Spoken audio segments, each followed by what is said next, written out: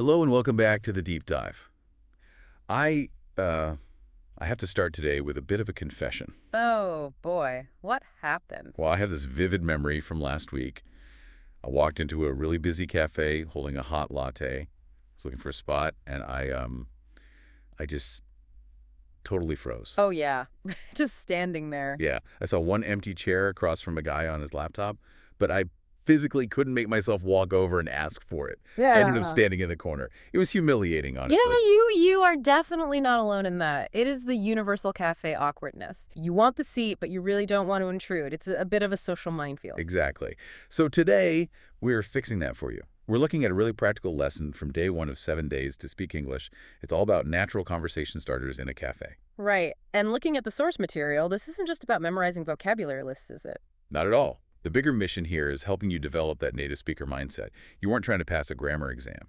You're trying to thrive in real life. Exactly. And because we are focusing on basic English usage for you today, we are going to keep our pace nice and slow. We want to use simple words so you can catch every single nuance. Perfect. Nice and easy. So let's go back to my awkward moment. Busy Friday afternoon. 1 seat left. My instinct, and I think the instinct for most learners, is to walk up and say, "Can I sit here?" Right. And if you say that, people will definitely understand you. But here's the problem. Socially, it puts you in a weak position. A weak position? How? I mean, it's polite, isn't it? It is polite, but think about the grammar. Is asking for permission. It sounds like a primary school student asking a teacher, "Can I go to the bathroom?" Oh, wow. Yeah, I hadn't thought about it that way. You are giving the stranger sitting at the table all the power. You are basically asking them to allow you to exist in that space. You don't want to sound like a child. Yeah. You want to sound like an equal. So what is the fix? You flip the script. You don't ask for permission. You ask for information. The phrase you need is, "Excuse me, is this seat taken?" Excuse me, is this seat taken? Exactly. It's subtle, but the psychology is totally different. You are just verifying a fact. Is the seat free or is it not? It sounds confident, adult, and neutral. It definitely sounds less desperate than, "Can I sit here?" Okay, let's turn the tables. This Yeah. gets really interesting when you are the one already sitting down. Someone walks up to you and asks, "Is this seat taken?" How do most people reply? Honestly, people just grunt or nod, maybe give a quiet no. But the lesson highlights a response here that it actually calls God tier. God tier.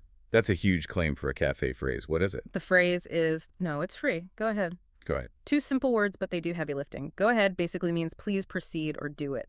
When you say this, you aren't just reporting that the chair is empty. You are actively inviting the person into the space. I see what you mean. It sounds benevolent. Right. It creates this aura of confidence. You are the host of that little table. You are comfortable. You are relaxed, and you are telling them, "Yes, please join me." It removes all the awkwardness for the other person. Okay, so we have navigated the seating arrangement. I am now sitting across from a stranger. I have my coffee. But now we have a new problem. The dreaded silence. Yes, you are sitting 2 feet away from someone.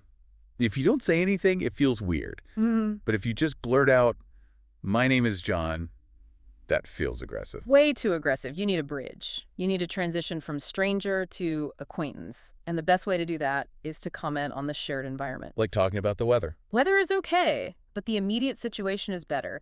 Something like, "Wow, it's really crowded today." It is a very low-stakes comment.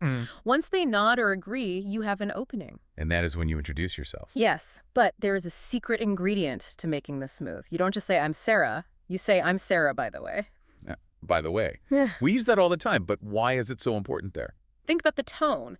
If I turn to you, lock eyes, and say, "I am the expert," it feels like a serious business handshake. It feels heavy. Yeah, I feel like I need to sit up straight. Exactly.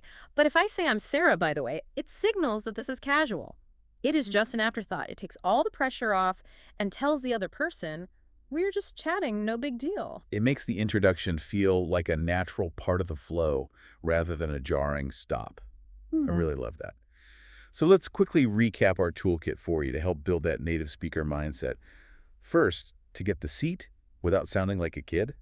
Ask for facts, not permission. "Excuse me, is this seat taken?" And if we are the ones inviting someone to sit. Use the confidence booster. "No, it's free. Go ahead." And finally, to break the ice without being weird. To comment on the room, then drop your name with a softener. "I'm name, by the way." And the lesson suggests a specific way to practice this, right? Not just listening to us talk. Yes, shadowing. You need to physically say these words out loud. Mimic the audio. Your mouth has muscles, and they need to remember the shape of these phrases so they come out automatically when you are nervous. That is fantastic advice. We have conquered the seating arrangement today. Next time, we're going to tackle the next big hurdle in the source material, which is the universal ordering method. How to order your food without staring blankly at the menu. I cannot wait for that. But before we wrap up, I want to leave you with a thought. We talked about... Go ahead. It is a phrase of permission. It opens a door. It is a small act of kindness, really. It is. So ask yourself this. Yeah. In what other areas of your life outside of a coffee shop could simply giving someone permission, saying, go ahead, open a door for a brand new connection? Something for you to mull over. Thanks for joining us, and we will see you in the next deep dive.